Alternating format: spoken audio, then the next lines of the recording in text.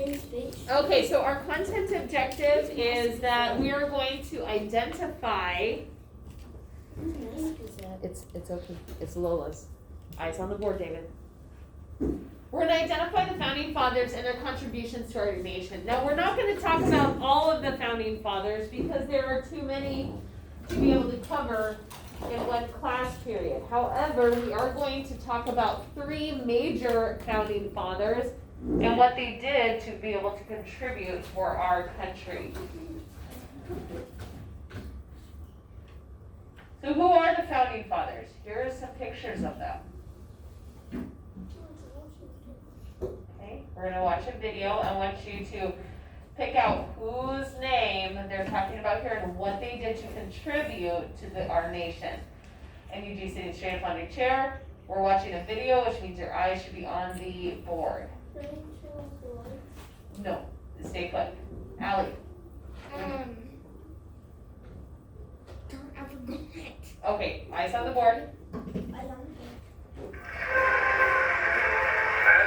it's time for every history lover's favorite game show, Historically Speaking. And here is everyone's favorite host, Happy Harrison. Welcome everyone to a very special Founding Fathers edition of Historically Speaking, where you'll find all the answers in the past. All 3 of today's contestants are called Founding Fathers because they helped to create the United States of America. Our first contestant was the first president of the United States and is sometimes called the father of our country. Put your hands together for George Washington. Our second contestant was the second president of the United States. Let's all hail to the chief, John Adams. Our third and final contestant was the third president of the United States. Although John Adams ran against him to become president, these 2 presidents became close friends later in life. Give a warm presidential welcome to Thomas Jefferson. Okay, let's get started. Before he was president, this general led the army that won the American Revolutionary War against England, so that America became a country. President Jefferson. Who is it? George Washington? Correct! Our next question. When he was president, this man bought a huge area of land called the Louisiana Territory for the U.S., making the country more than twice as big as it was before. President Adams. Who is President Thomas Jefferson? Correct! Imagine having to mow that lawn. Oh, no, thank you. Okay, next question. During the Revolutionary War, this future president helped to make sure the American army had food to eat and weapons to fight with. President Washington. Who is John Adams? That is correct! We have a 3-way tie. This next question will decide our winner. Thomas Jefferson wrote this document that stated that people in America had decided to create their own new country. President Washington. What is the Declaration of Independence? Yes, you are correct! President Washington, you are today's grand prize winner! You win a fun-filled trip for 2 to England! Oh, right. Well, I suppose England might not be your favorite country. How about a trip to the fabulous sunny state of Florida? Well, that's all the time we have for today. See you next time. Until then, this show is history.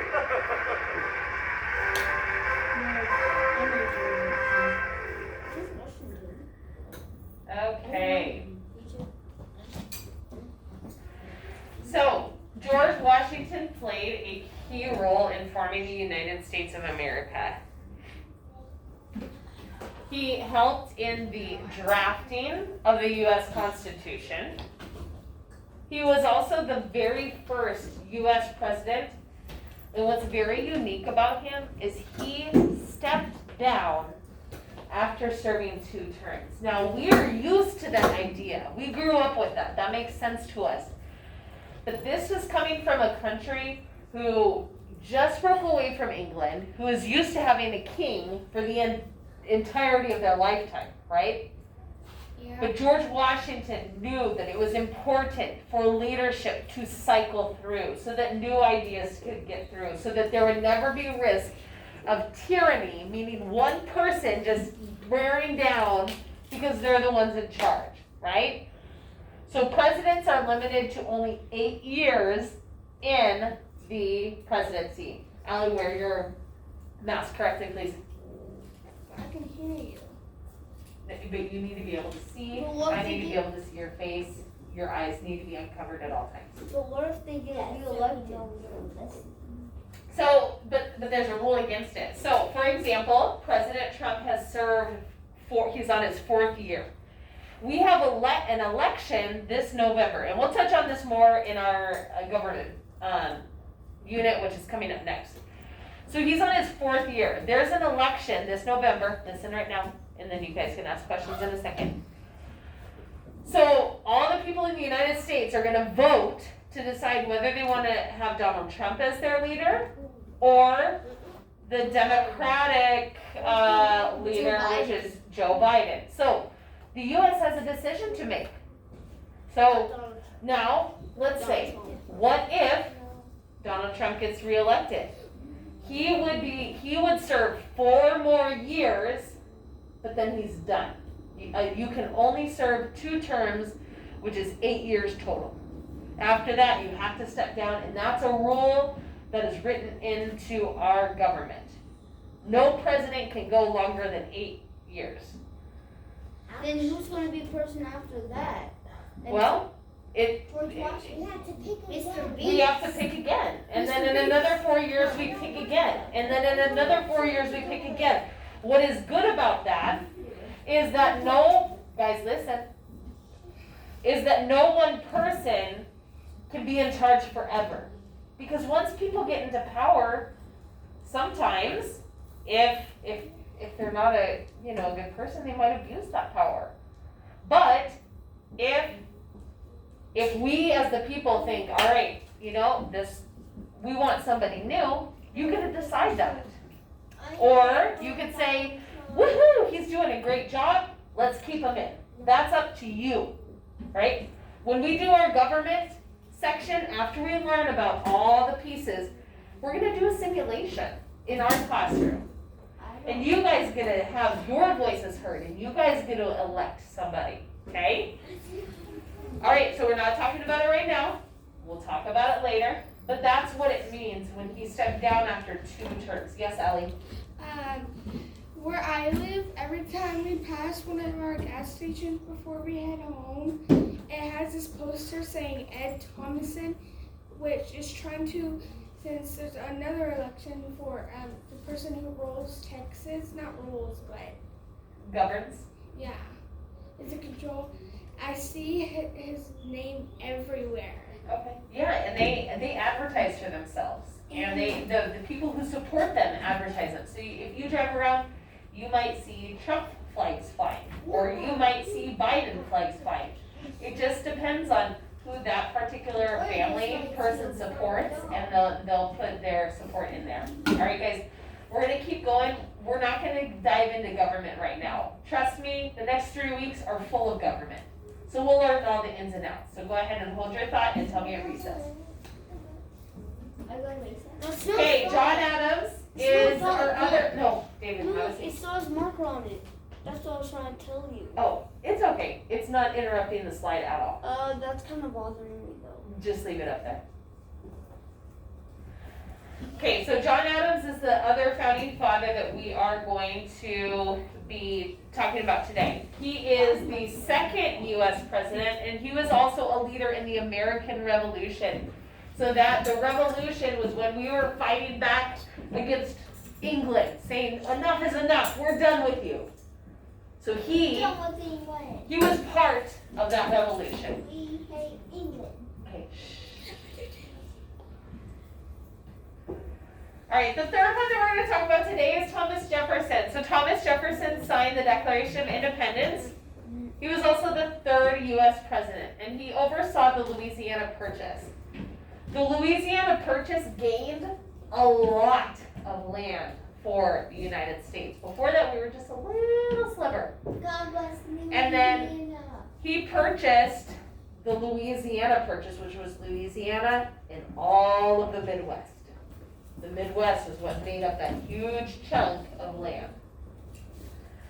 Did you know the whole world used to be connected? Yeah. The whole land was connected until the dinosaur age. Yep. Until all the dinosaurs died. And then the world started It shifted apart. Alright, let's go ahead. We made it to the end of the lesson, guys. We are going to sing another patriotic song. It's called This Land Is Your Land. The lyrics are up on the screen. Eyes up on the board. Yes, I'm so Abel. happy that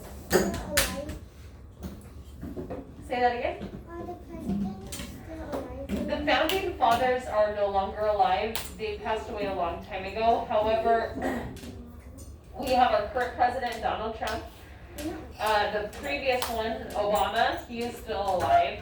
Bush is still alive, and Bill Clinton is still alive. So we have four. Who's Bush? Bush is Again, we'll learn about all of these guys later. Bush. Push. Bush. Okay, boys and girls, your voice is off. Not push. That'd be a good 3, 2, 1. Jacob, did you have a question? Also wants to be president forever because like that, like what he said, because he has to make choice, like when you do, like when you do wrong things. Yeah. He'll do whatever he wants because he's president, but not like Right, exactly. So that's why we have, you know, the term limits and all that kind of stuff, which we'll talk about you there. I love how eager you guys are to talk about this, about government. All right, guys, hold your question until after. You can ask me at recess. All right, guys, we're gonna sing our patriotic song, This Land Is Your Land, and if you don't wanna sing, just look at the screen and look at the words and enjoy the music.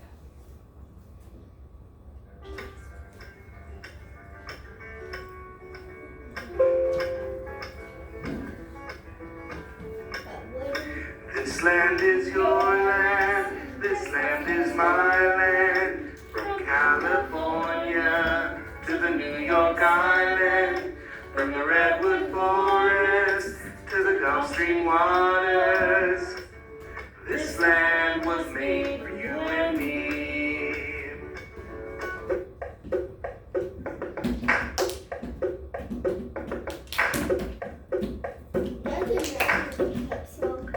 As I was walking that ribbon of highway, I saw above me that endless skyway. I saw below me that golden valley.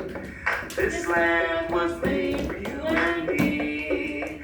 This land is your land. This land is my land. From California to the New York Island, from the Redwood Forest to the Gulf Stream waters. This land was made for you and me.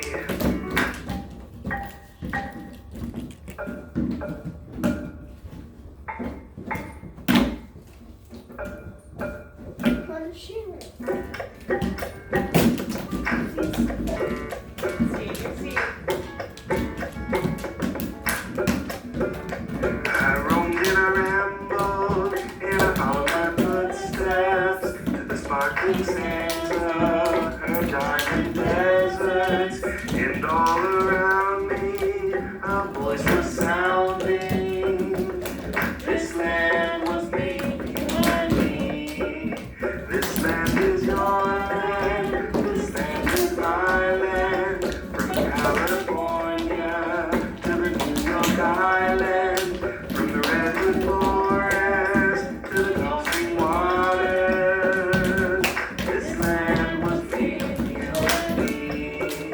This land is your land, this land is my land. From California to the New York Island, from the Redwood Forest to the Gulf Stream waters.